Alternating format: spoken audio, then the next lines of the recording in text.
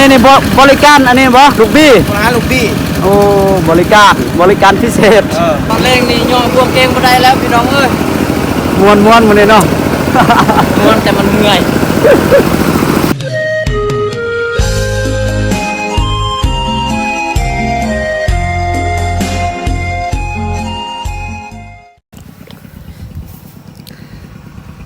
เอากับสบายดีเด้อพี่น้องสบายดีเด้อพ่อแม่พี่น้องเบิร์ดสุขุสุขเนาะบ่ว่าพ่อแม่พี่น้องฝั่งลาวและพ่อแม่พี่น้องฝั่งไทยและต่างประเทศเนาะ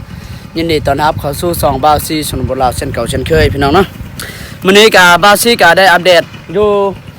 บรรยากาศอยู่ตรงไหนตรงหน้าอีกพี่น้องเนาะภารกิจเฮาก็สิได้อันนี้ลงอันนี้และได้ไถนาอีกพี่น้องเนาะต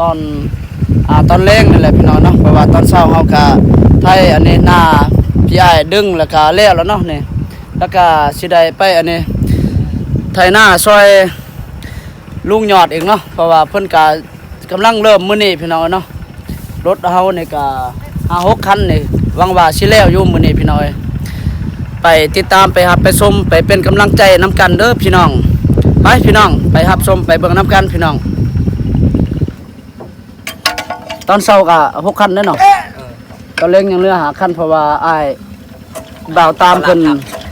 เมื่อนี่ให้ตะกร้าเพิ่นเองเนาะไอ้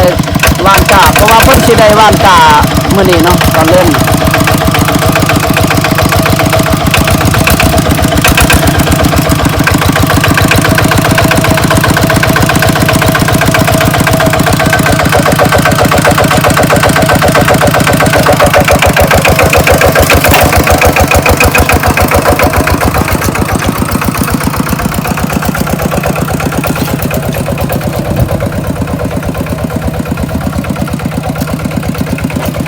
ยังเหลือแต่5 คันพี่น้อยเพราะว่า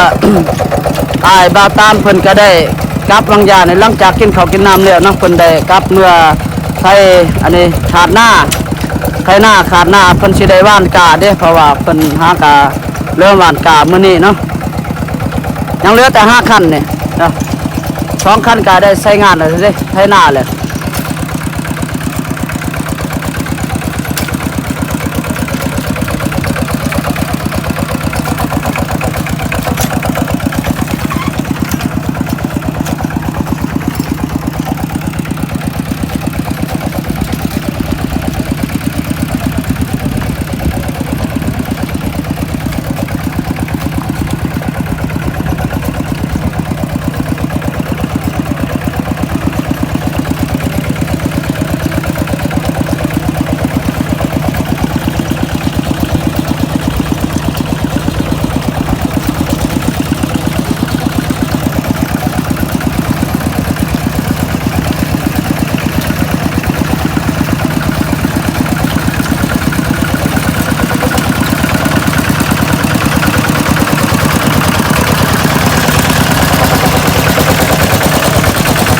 นี่แหละพี่น้อยเนาะเจ้าของนาเนาะก็คือพี่อ้ายของบาชีนั่นแหละเนาะแต่พี่น้องเฮาเองมื้อเช้านี่ไถ6 คันเด้อนี่พอดีแล้วตอนเช้าเนาะก็ตอนเล็กในการสิได้เริ่มไถนาพี่อ้ายเนาะก็คือพี่อ้ายหรือพี่เคยนี่แหละเพิ่นได้ไถนาเนาะเพิ่นก็เริ่มไทยมื้อนี้พี่น้อยเนาะ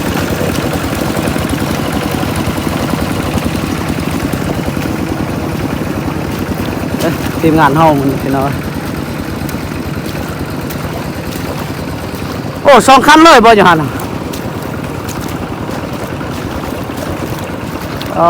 โธ่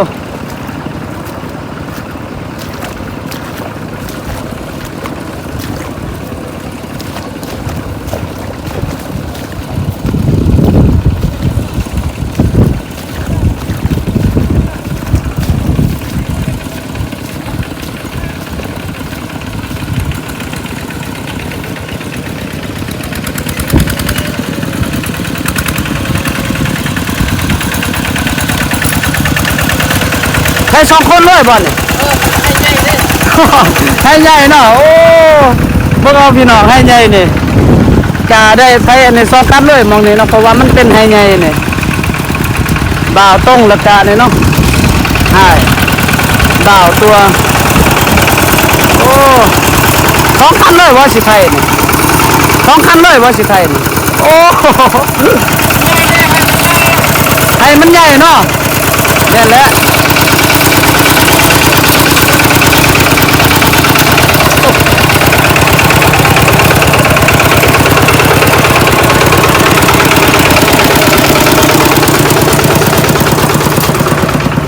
นี่แหละพี่น้องเนาะทุก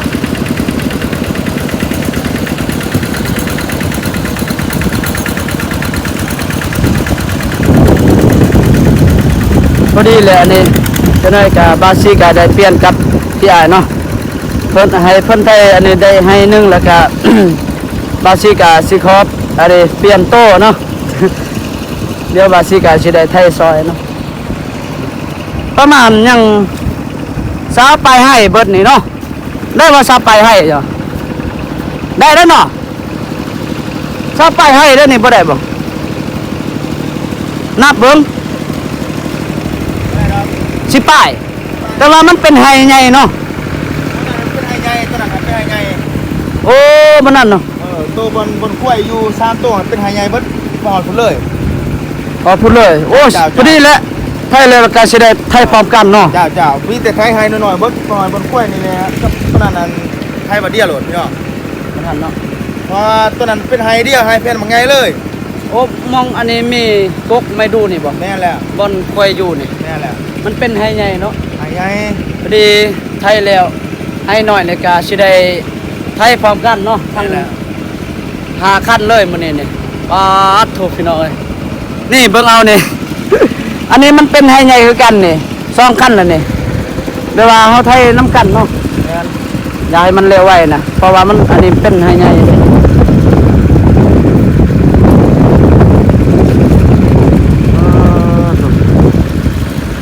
ส่องไอ้น้องอยู่นี่จังนั้นเอาเปลี่ยนโต๊ะเนาะตาอันนี้ให้คนไทยได้คนให้แล้วก็สิได้เปลี่ยนเนาะแม่น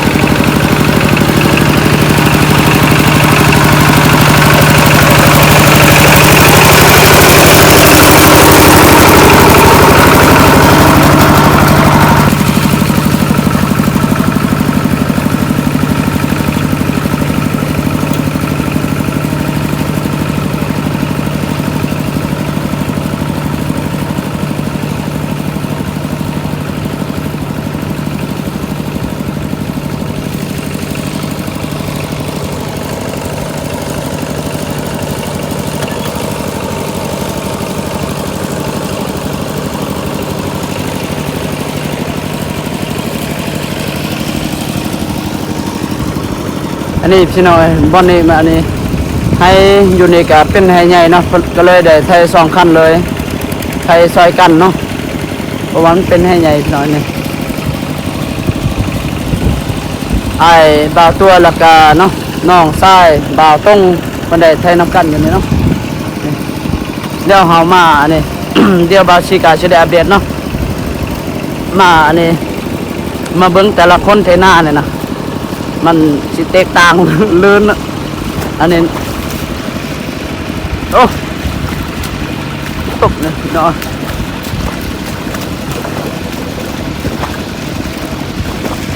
3คันเลยอยู่นี่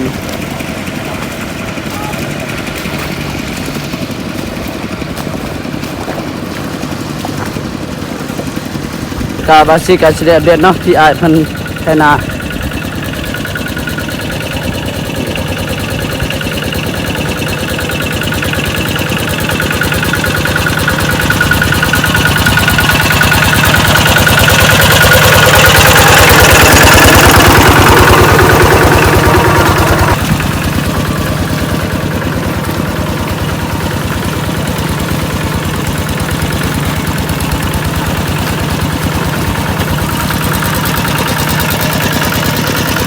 ค่อยต่อใช้บ่ให้มันห้ามเนาะ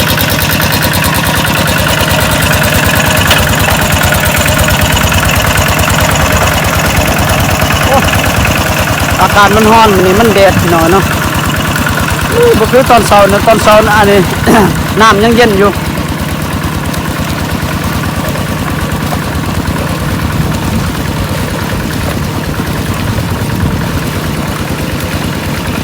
ไปพี่น้องก็อีกยัง ยังสองคนเนาะยังอันนี้ที่เรื่องแล้วก็ที่พกเนาะเรือบาซิกาสิได้อัปเดตเนาะอาชีน้องได้อัปเดตชมเนาะคอยกันกะหวังว่าสิแล้วบ่มื้อนี้นี่ มันใจว่าแล้วบ่ เนาะเจ้าภาพเพิ่นว่าแล้วมื้อนี้เนาะเอาไปติดตามไปชมไปเบิ่งนํกันเนาะพี่น้อยหาขั้นเลยมื้อนี้นี่ได้มาซอยพี่อายยอดนะแล้วก็ซอยพี่อายดึงเนาะเพิ่นได้ไถนาไถหุดนี่แหละว่าเพราะว่าทางพ่อใหญ่เฮาก็ได้ปรึกษากันเนาะกับลุงใหญ่พ่อใหญ่ได้ปรึกษากันกับลุงน้องนั่นแหละแล้วก็คือ ลูกหลานเนาะเพราะว่าอันนี้เป็นพี่น้องกันเนาะจะได้อันนี้พี่น้องเองยายบอกเนาะแล้วก็ยายดูนะโอ้ปลานี่เล็กซ้อนเนาะ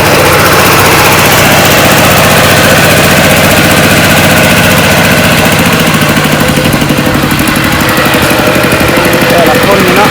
ใช้บัวให้มันห่างหน่อยเนาะ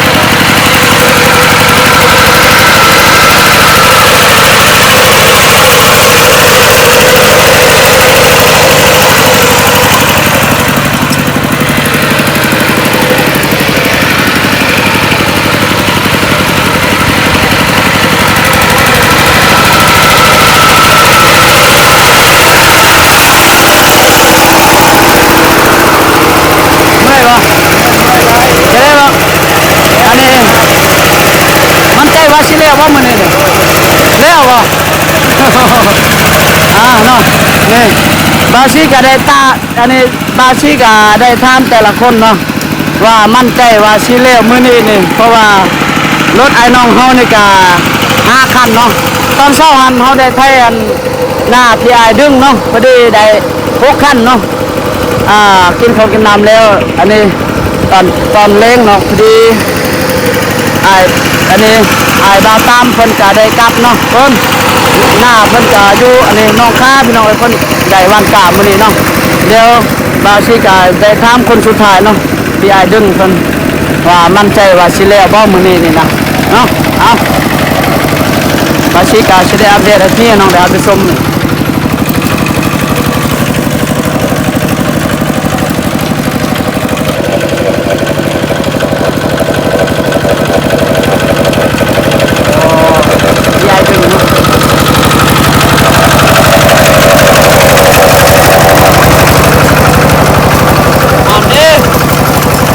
มั่นใจว่าสิแล้วว่ามันนี่ คนสุดท้ายเนี่ยผมมั่นใจเด้อบาซิก็ได้ถามอันนี้คนที่1ที่2ที่3นี่เนาะที่4ว่ามั่นใจว่าแล้วมื้อนี้เนาะ แต่ครับมาถามพี่อาดึงเพิ่นว่าบ่แล้วเนาะเพิ่นมั่นใจว่าสิแล้วมื้อนี้นี่เดี๋ยวก็ไปลุ้นไปเบิ่งนำกันเนาะโอ้อากาศมันร้อนเนาะครับตอนเช้านี้ขนาดแล้วเห็นอยู่อันนี้เมื่อเช้าเนี่ยนะเมื่อเช้าเนี่ยอันนี้เดินออกแต่เช้าเลยพี่น้องว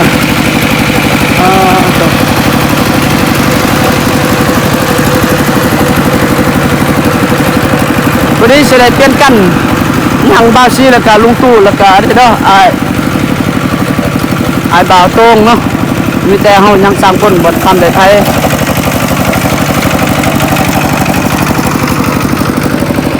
ถูกเบิ่ง5คันพอดีได้5เพนเนาะนี่ยังอีกเบิ่งยังบ่ทันได้ไทย1 2 3 4 5 6 7ยัง7เพนพอดีให้ใหญ่ก็ได้ไทยนำกันไทยพร้อมกัน5คันเลย เอาพี่น้องเนาะไปอาไปส้มไปเบิ่งน้ำกันพี่น้องว่ามื้อนี้เนี่ยเนาะผลงานเฮาเนี่ยสิได้ไถนานี่แล้วหรือบ่เนี่ยเนาะได้อันนี้เนาะประมาณเฮกตาร์หนึ่งนี่ต่อมือพี่น้องเดี๋ยวเฮามาเบิ่งน้ำกันเนาะว่าสิแล้วหรือบ่มื้อนี้เนาะพุ่นแหละหัวหน้าเพิ่นนั่งท่าอยู่นั่งท่าซูเปอร์พุ่นโอ้รถเฮาบ่ครบเนาะรถไถนานี่บ่พอคนนี่หลายอยู่คนไถนานี่โธ่พี่น้อยเนาะเดี๋ยวไปติดตามไปฮับไปชมไปเบิ่งน้ำกันพี่น้อง มาลุ้นมาเบิ่งน้ำกันพี่น้องเอ้ยว่างมื้อนี้นี่ทีมงานเฮาสิได้อันนี้คนงานสิได้ไถนามื้อนี้นี่บ่ว่าสิแล้วหรือบ่เนาะไปติดตามไปรับชมแล้วก็เป็นกำลังใจน้ำกันพี่น้องเนาะโอ้มื้อนี้ก็ อากาศมันร้อนเนาะ ไลน์ออนไลน์บ่เดี๋ยว บ่แม่หัวหน้านี่ บ่คือหมู่บ้านนี่ยังผมแน่พี่น้อง ยังว่าฝนตกเนาะเมื่อวานนี่ทางบ้านเฮานี่มื้อนี้นี่อากาศร้อน2มื้อแล้วมื้อชื้นก็อากาศร้อนเนาะมันแดดมื้อนี้อีกก็อากาศร้อนอีก2มื้อเนาะบ่คือมื้อวานยังว่าฝนตกนี่ก็เริ่มเนาะสองไอ้น้องเพิ่นก็ได้ไถนำกันนี่2คันรถเลยเพราะว่าหม้องนี้มันเป็นอันนี้หน้าให้บักใหญ่เนาะก็เลยได้อันนี้ไถนำกันแล้วอันนี้ให้หน่อยแล้วก็สิได้ไถนำกันอีก5คันเลยเพราะว่ามันเป็นให้ใหญ่เนาะ แน่นแหละ ให้ใหญ่อยู่หั่น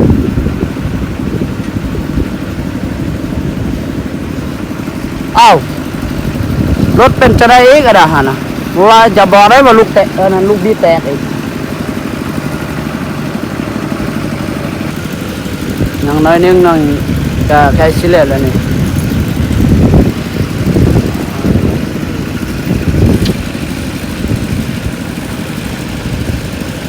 นาอันนี้ท้องน้ำอะไรเนาะนาลุงยอดเนาะดีมันเป็นนาตรงเดียวดีไอ้น้องเพิ่นมาซอยนะมีแต่พี่น้องเฮาเลยมาซอยอยู่หันก็2คันเนาะอันนี้ก็3คันเพิ่นน่ะอันนี้ก็2คันหน้าบางนี้มันเป็นให้บางใหญ่ก็เลยได้ใช้น้ำกันเนาะใช้กัน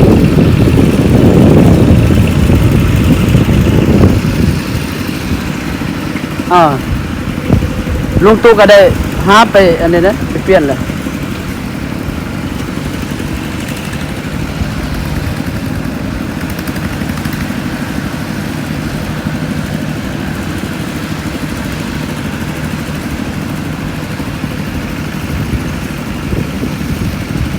โอ้บรรยากาศยามแลงเนาะ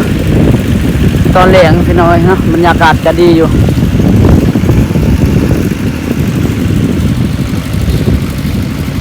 ของเขาเนาะเมื่อวานนี้อันนี้ทางพ่อใหญ่เฮาเพิ่นได้ไถหน้าวานนี้ก็แล้วเด้5คันรถไถบ่วานนี้ได้ยินเพิ่นโซเมื่อเช้านี้พอดีแล้วมื้อเดียวเลย40ปลายให้นะให้อันนี้ให้หน้ามีแต่ให้บางใหญ่ๆนี่ก็คือเห็นให้นี่แหละให้บางใหญ่ๆได้นี่โอ้คักพี่น้อยแต่ละปีเนี่ยก็เคยอันนี้เคยไถนานี่แหละพี่น้องไถนาอันนี้ สามัคคีนี่แหละพี่น้องหรือว่าฤดูอันนี้ฮอนฤดูหน้านี่ก็ทั้งอันนี้เนาะเขตทุ่งนาเฮานี่ก็ได้สามัคคีเฮ็ดให้เฮ็ดหน้าก็เฮ็ดพร้อมกันซอยกันเนาะถ้าสมมุติว่าเนาะพ่อใหญ่เฮาเนาะเพิ่นสิได้เริ่มมื้อนี้เนาะพอดีไอ้น้องเฮาแล้วก็กุ้มหน้าเฮานี่นะสิได้มาซอยเนาะเพิ่นเอามันแหละซ้ำมื้อ1 2มื้อเนาะแล้วจากนั้นแล้วก็ได้ไปซอยคนนั้นคนนี้เนาะพอดีแล้วน้ำกันโอ้คักอยู่ถึงว่าสิเป็นท้องนาน้อยพี่น้องเนาะแต่ว่าความสามัคคีเนี่ยเฮาขาดกันบ่ได้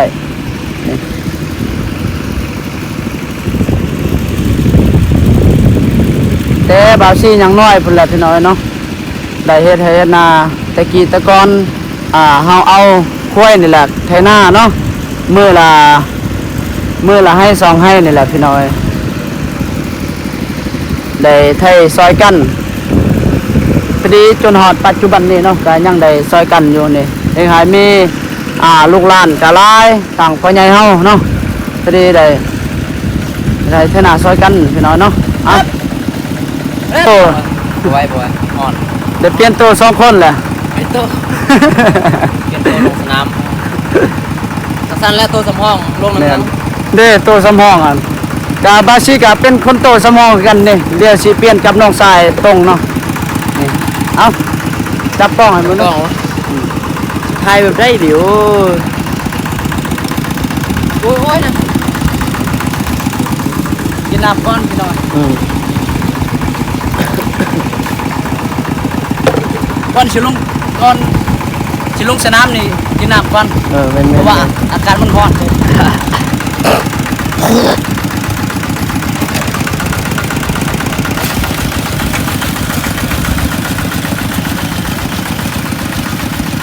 ้องนำทานหน่อยแบบ ไปเรียงโตนึกเป็นนำไทยโอ้ซัมเป็นนำไทยไทยนาตื้อแจ้งรถต๊อกไอ้กองกับพุ่นพับฮอนบ่โอ้ โอ้เรื่องกู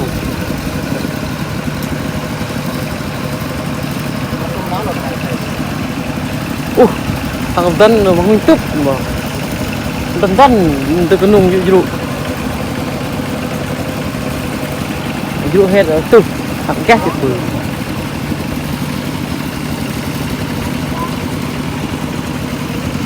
ไม่หงหับตรงหน้าเลยก็ถ่ายโต๊ะ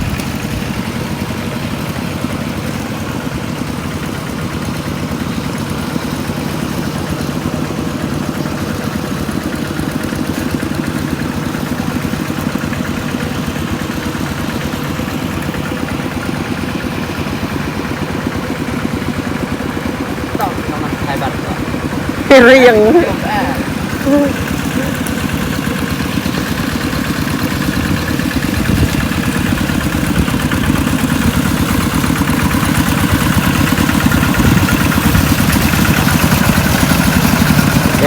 แล้วเวลา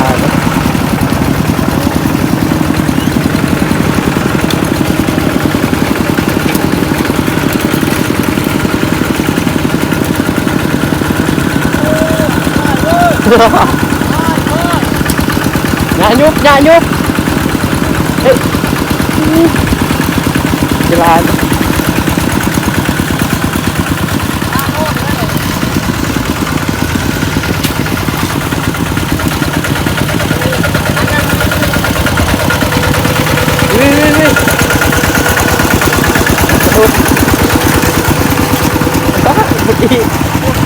แล้ว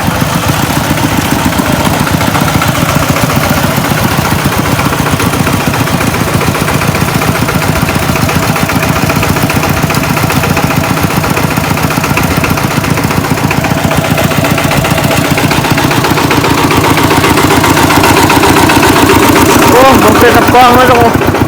ไม่เป็นรวมๆนี่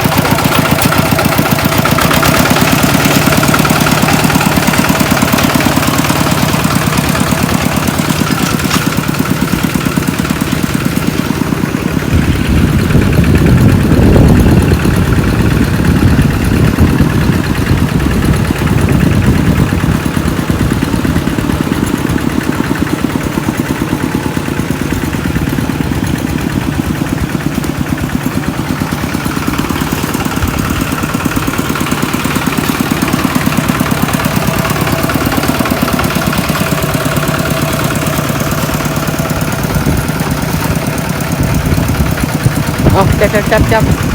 งานเก็บตี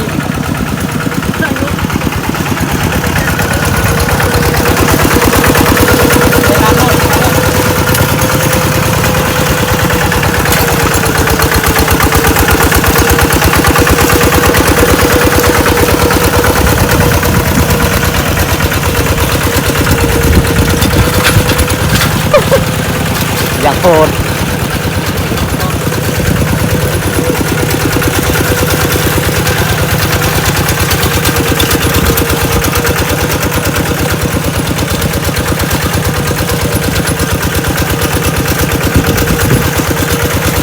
บางทีคนกับบ่ได้ธรรมดาเลยเรื่องให้ไทยหน้าเนี่ยจะเปลี่ยนอยู่มันอาชีพเฮาอยู่แล้ว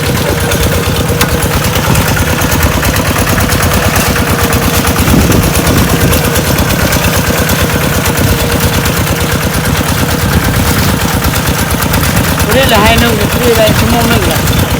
เพราะว่ามันเป็นนาโนนเนี่ยเป็นมันแข็ง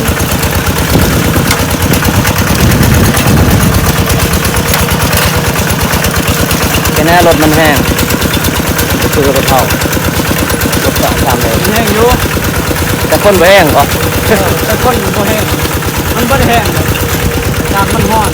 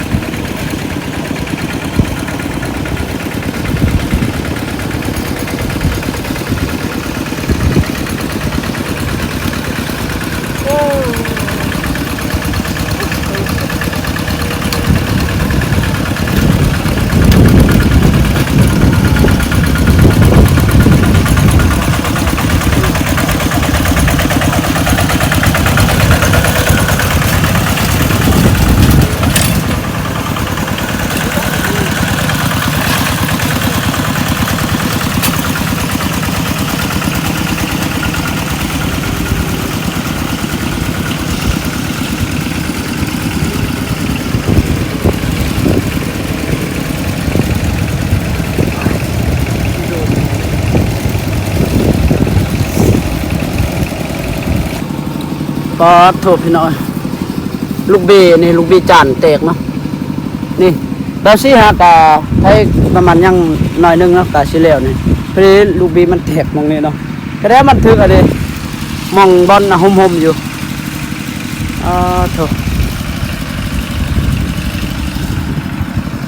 น้องชายต้องเพิ่นกำลังอันนี้มาเอาลูกบีอยู่เที่ยงแหละเด้เพิ่นกำลังย่างออกมาเนาะแต่สิได้ใส่ลูกบีก่อนแล้วก็สิได้ไถต่อพี่น้อยมันบ่มีอันนี้นะหากไม้หาสังมันมักแตกลูกบีนี่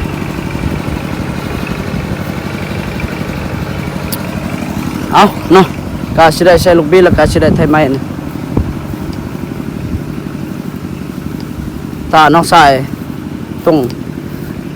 น้องสายบ่าวต้องมาก่อนสิได้ใส่ลูกบีนี่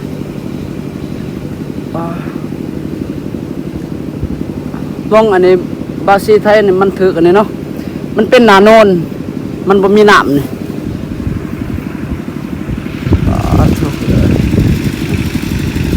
ใกล้สิแล้วแหละพี่น้อยนี่ให้หน่อยนี่ประมาณยัง2ให้3ให้นี่พอดีก็สิได้4ให้กับให้โตบางใหญ่เนาะสิได้ไทยพร้อมกันเลยมองอันนี้มันบอนมันมีอันนี้กกแม่ดูนี่พี่น้อยเนาะ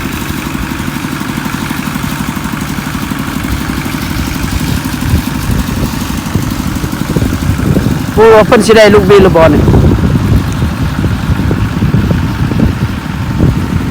ได้บ่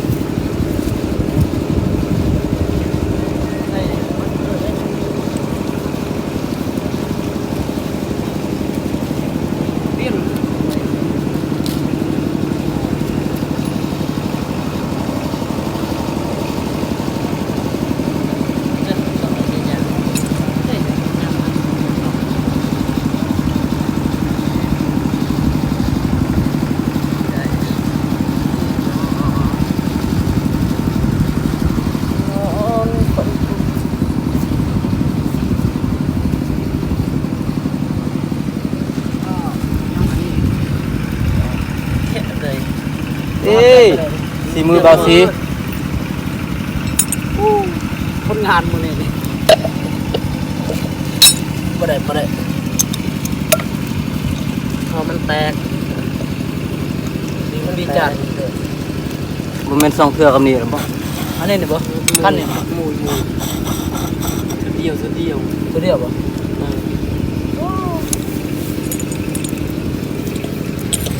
ดำ เอาเฮ็ดเขาสิแล้วได้เขา ไอเดียวมาทันแล้วเด้อนี่ ยังไปให้เบาสีเด้นี่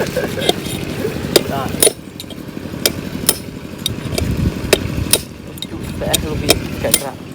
เอาไว้แล้วกลัวไว้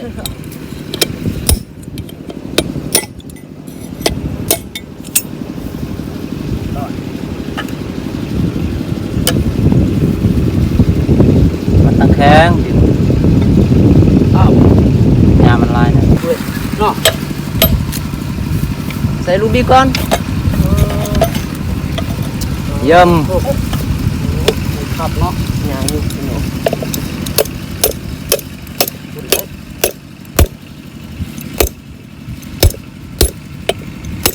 ดีได้ครับรถอายได้ครับ ได้เลยเนาะ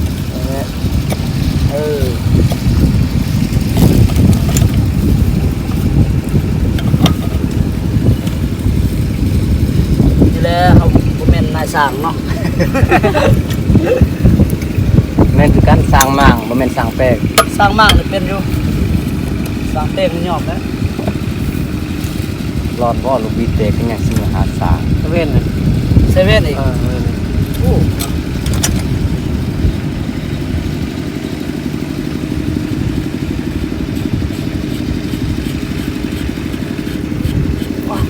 ว้าวได้สิแล้วเลยพี่น้อยป้าเลยนะเขาเป็นคนสร้างสร้างมากเลยเป็นอยู่ ตั้งบ่คือเนาะ ตั้งบ่คือนะ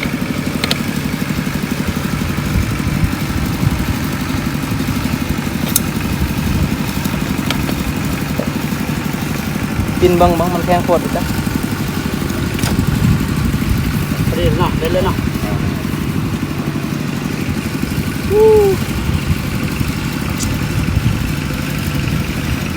สิมา มือกินยันลูกบี้นี่เนาะ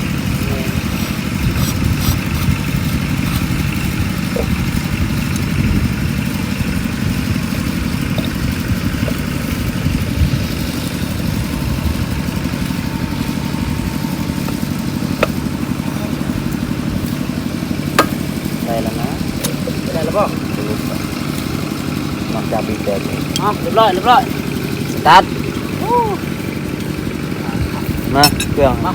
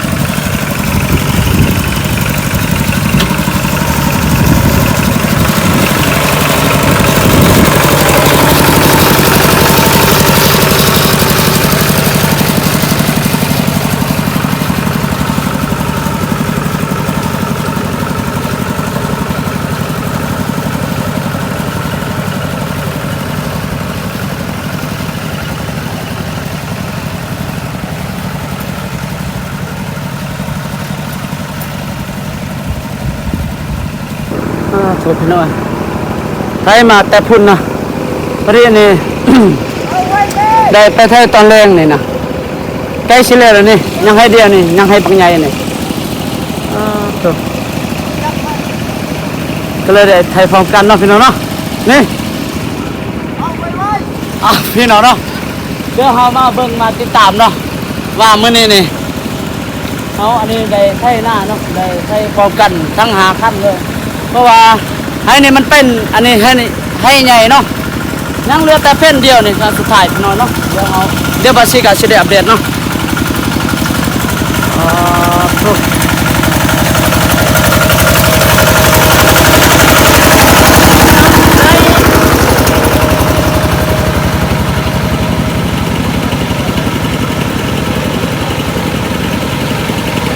มันอันนี้ยังบ่ทันนี่กันแค่นาเนาะ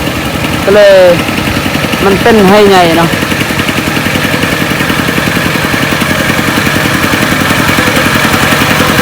เราชี้หากับเพี้ยนโตมันอย่างนี้สุดยอ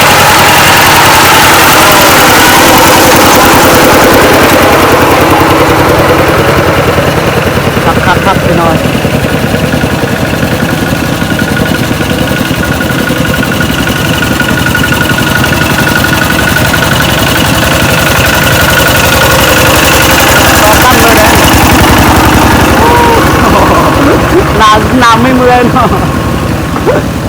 บ่ทันสุดจักเทื่อเด้โอ้โธ่ท่านนี่ก็หากระใส่ลูกบี้แตกนี่โอ้บ่ยากหรอกหัวหน้าสร้างนี่เนาะนี่เพิ่นใส่ลูกบี้บ่ยากนี่คราวเดียวก็แล้วดิ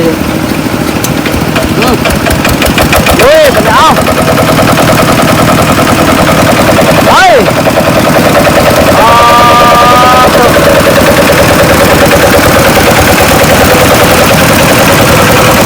นี่ต่อกันมันทำเลยนี่มันมาไปเลย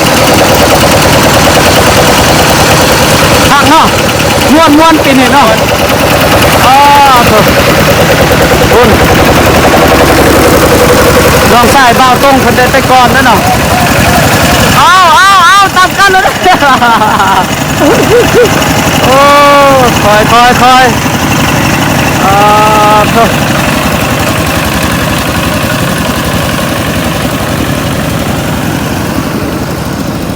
ยังอายพุ่นเนาะ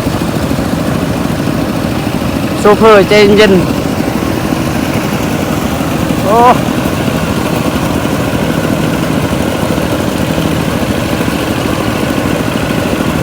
เลี้ยวยุ่งวันนี้เนาะให้เดียวนี่เนาะโอ้ยังให้หนึ่งยังวันนั้นเนาะมันจะมาล้มบ่แล้วเขาเปิดแล้วจบไปหน่อย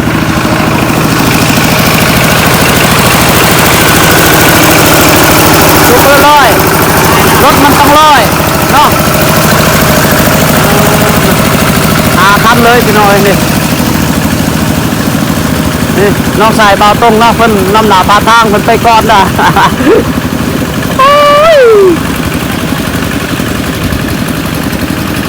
อันนี้นี่บริการอันนี้บ่ลูกบี้ร้านลูกบี้โอ้บริการพิเศษ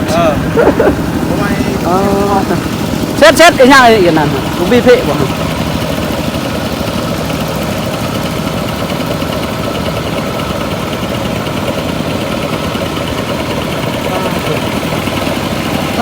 บาซิกาหาเปลี่ยนบางอย่างเนาะเปลี่ยนกับพี่อาย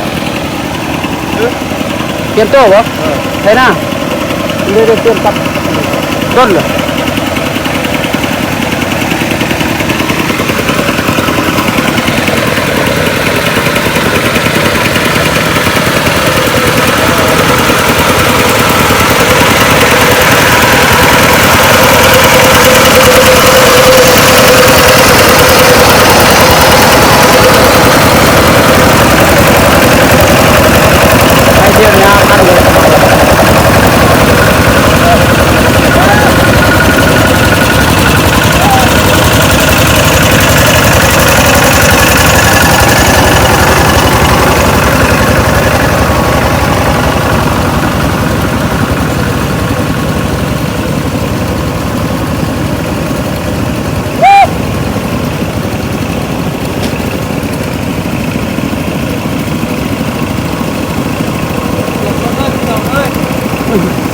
ตอนแรกนี่ย่อพวกเก่งมาได้แล้วพี่น้องเอ้ยม้วนมันเลยเนาะม้วนแต่มันเหนื่อยครับได้ประมาณ2 เฮกตาร์ได้แล้วเนาะ2 เฮกตาร์ปลายมือเดียวนี่ก็แล้วนี่จบโดนเอาโอ้เด็กอันนี้ได้เอาลูกพี่เลยนี่เด็กเป็นโชเฟอร์ได้ดี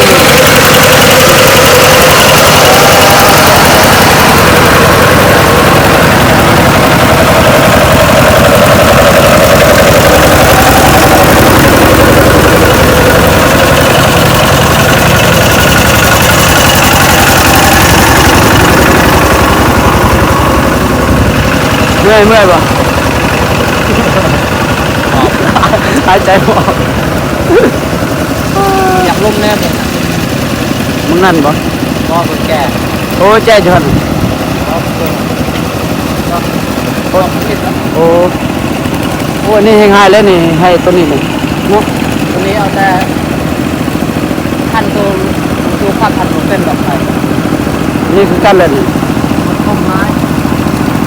ต้องเป็นลมนะแล้วยุ่งมันนี่เนาะ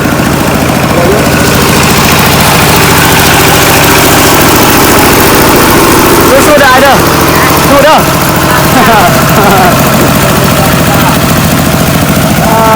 ไทยมือหนึ่งต้องให้ตาปลายพี่น้อยเบิ่งเอานี่นะก็สิกะห้าได้เปลี่ยนใหม่ๆก็เอาอยู่บอนอันนี้บอนแก่จนว่าติดกันเลยนะฮันมันอยากล่มแน่พี่น้อยเนาะเพราะว่าอันนี้เพราะว่าดินอันนี้ก็ได้บุกเบิ่งใหม่ได้แต่ไทยใหม่หากะเบิ่ง3 ปีนี่เลยพี่น้อย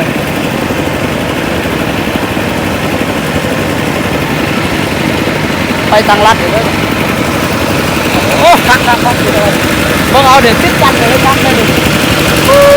คักพี่น้องเอ้ยมาบาซิกาสิได้อัปเดตเด้อโอ้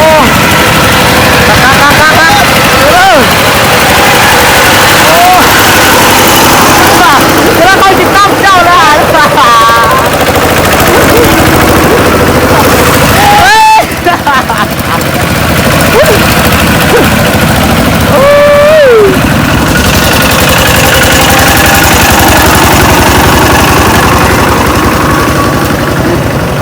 ไปแล้วบางอย่าง3 คันยัง2 คันเนี่ยแล้วอยู่มื้อนี้นี่ยังให้1นี่มองนี่เนาะมองนี่ง่ายบุกเบิกใหม่ใน2 ปีประมาณนี้นะ2 ปี 3 ปีนี่แหละมันอยากอันนี้มันก็เคยเวลาอันนี้เนาะเคยใช้อยู่แต่ว่ามัน มันอยากล่มเนี่ยเนาะเพราะว่าเขาได้ใช้ใหม่ๆเนี่ย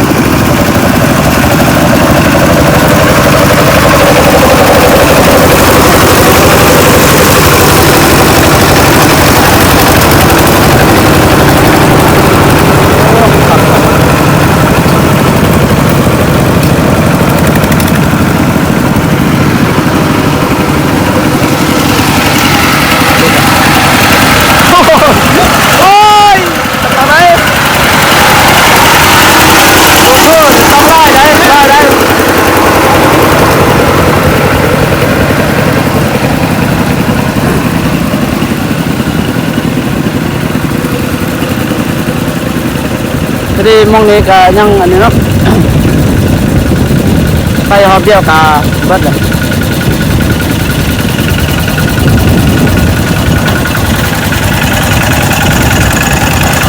โอ้โหนี่ห่างมาแล้วนี่พกไม่ดูด้วย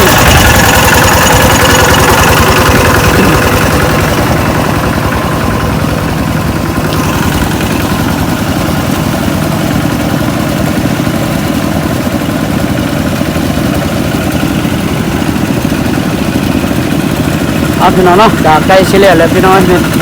เนาะยังน้อยเดียวนี่ก็สิเลี้ยวเลยพอดีก็สิได้ไปบ้านไฮใหม่หน่อยโอ้เด็กโอ้เป็นตะยานเลย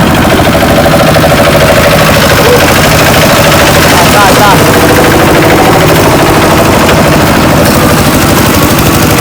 อ๋อทุก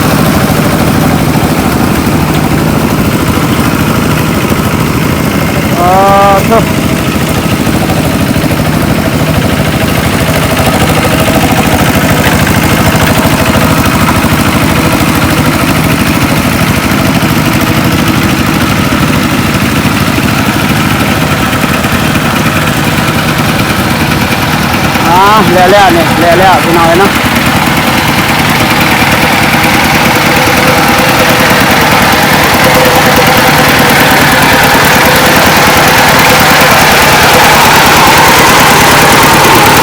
โอ้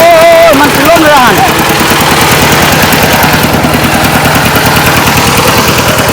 เบิดแล้วพี่น้อย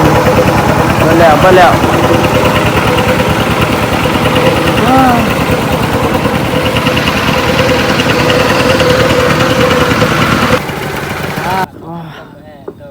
ฮักกันแล้วพี่น้องอันนี้ก็ตอนบ่ายหันเริ่มลงไถนาแต่1 โมงเนาะพอดีอันนี้ก็4 โมงพอดีแล้วพี่น้องยังให้1เนาะก็พี่อายเพิ่นว่าก็ไทยมืออื่นไทยมันแล้วมืออื่นเนาะยังให้1นะเอาพี่น้องเนาะก็บาซี่ก็สิอัปเดตให้พี่ให้น้องนะครับได้ชมสำนี้ไปก่อนพี่น้องขอบคุณหลายๆเด้อครับพี่น้องฝั่งลาวและพ่อแม่พี่น้องฝั่งไทยและต่างประเทศเนาะที่เข้ามาติดตามขอให้พี่น้องเนาะ อยู่ดีมีแรงสุขภาพแข็งแรงอายุควันยืนทุกคนเด้อพี่น้องเด้อขอบคุณหลายๆเด้อครับบ๊ายบายเจอกันคลิปต่อไปพี่น้อง